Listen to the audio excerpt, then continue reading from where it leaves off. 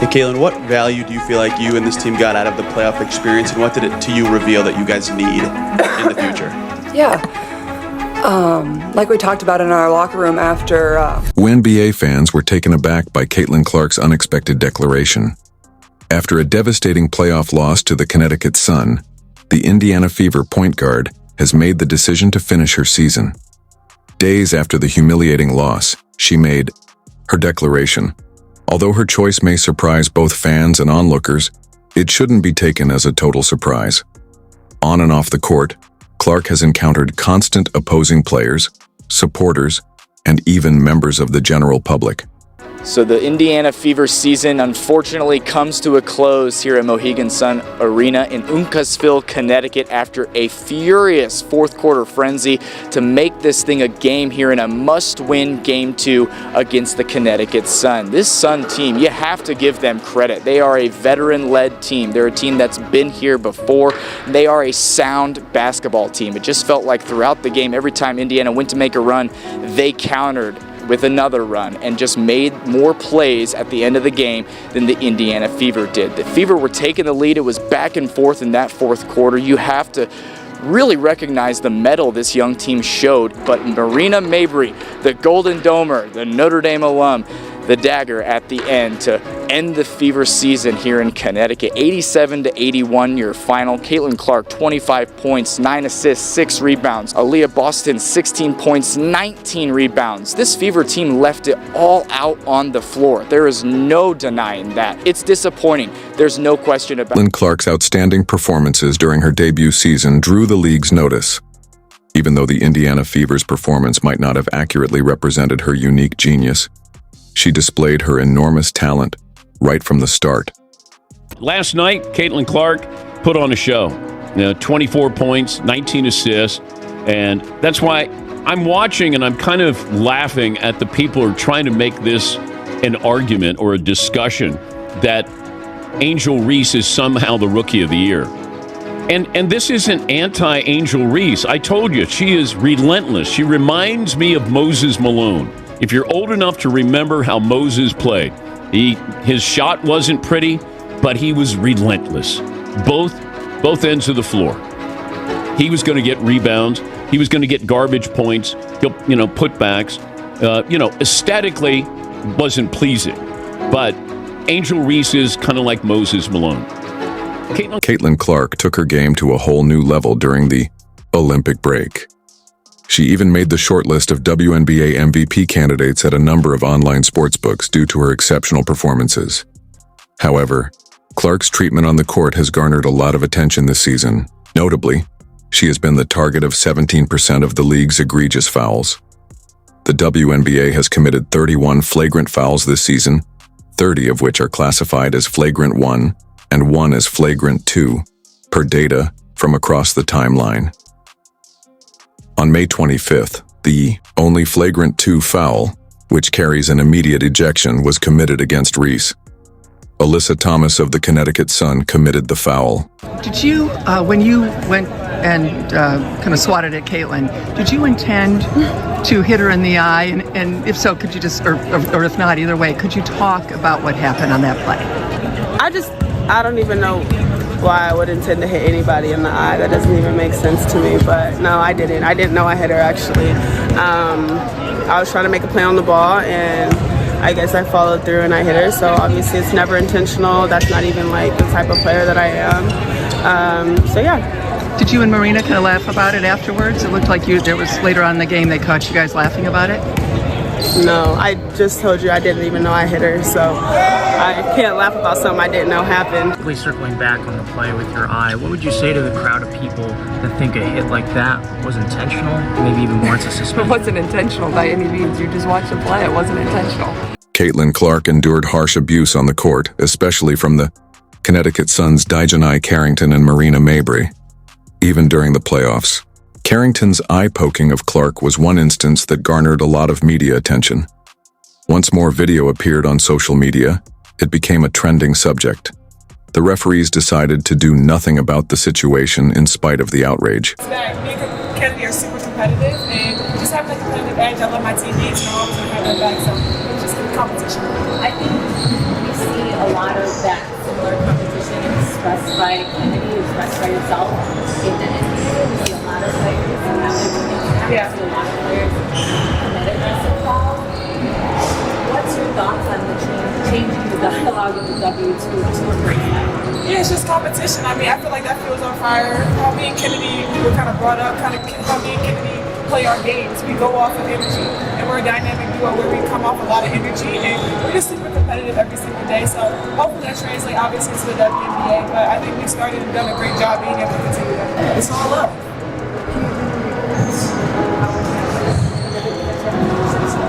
I don't have any regrets with anything. I'm going to compete and play 100% hard no matter who it is, like I said, or who we're playing. No, I don't have any regrets. It has become a big national story. We've had things that have been thrown into hoops like racism and just different things thrown to players that shouldn't even been brought up. This is a game I love. This is a game I'm passionate about. And at the end of the day, I'm thankful that I'm able to display it to everybody. And if you're gonna watch the game, watch all of the game before you make a move. Just watch the whole game and get to know the players. Those that say you don't know players, you haven't watched the WNBA. Get to know your players that are already here and already in this league and already trying to make a mark. The chippiness that was going on before, was that there? On June 1st, Chicago Sky forward Kennedy Carter gave Caitlin Clark an unsolicited hip check, causing another confrontation. During the post-game press conference, Carter declined to comment on the incident, but he later frequently criticized Clark on social media. That's that on that, because besides three-point shooting, what does she bring to the table? Carter said in response to a Threads post about her press appearance. On June 16th, Chicago Sky rookie and longtime collegiate opponent Angel Reese gave Clark another dubious blow, this time to the head. 25-year-old playing against a 20-year-old. Like, you should be killing him. Yeah. Since the beginning of her success in Iowa, many WNBA players have been hating on Caitlin Clark, but no one more than Sheryl Swoopes. She started by blatantly lying about Caitlin's college career, saying she played 5 years, taking 40 shots a game. But Clark played the typical 4 years in college and only took 20 shots a game. She even lied about Caitlin's age, all in an attempt to downplay her success. You asked me about Caitlin. If you're going to break a record, to me, if it's legitimate, you have to break that record in the same amount of time that that player set it. Okay.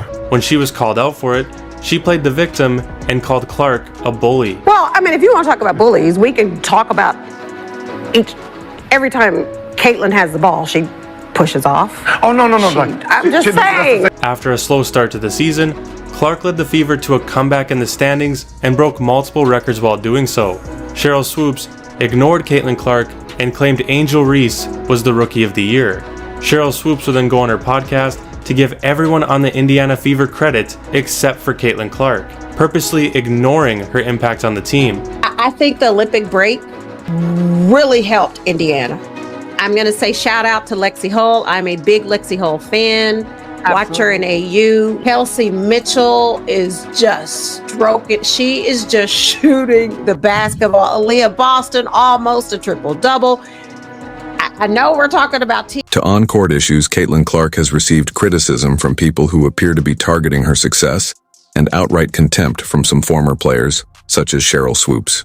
Rather than Clark's skill or personality, a lot of this hostility seems to be rooted in what she represents: a white athlete succeeding in a sport that is dominated by black women.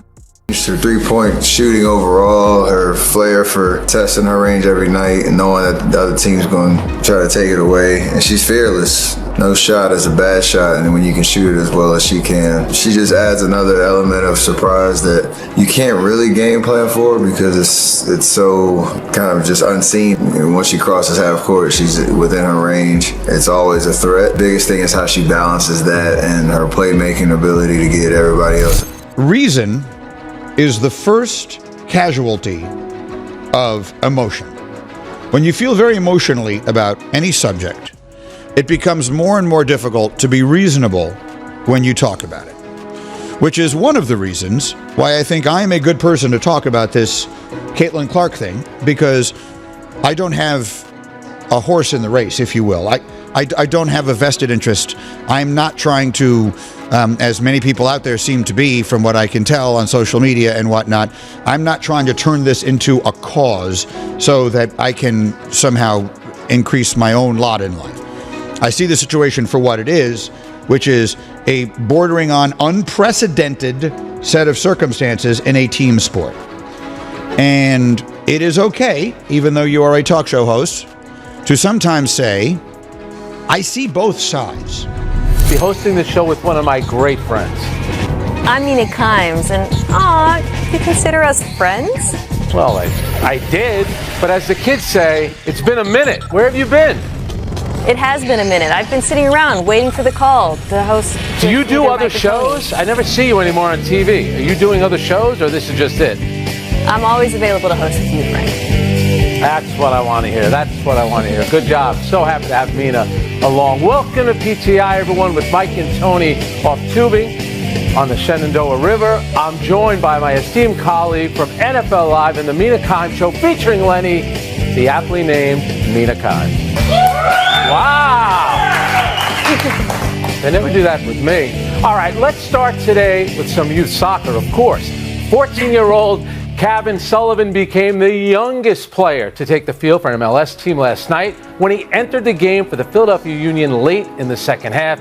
He had one shot on goal, and while he didn't score... Despite the physical difficulties she has encountered in the league, Caitlin Clark has managed to maintain her high level of performance. She has been scoring impressively ever since she returned from the Olympic break, averaging 24.6 points, 5.0 rebounds, and 9.0 assists per game.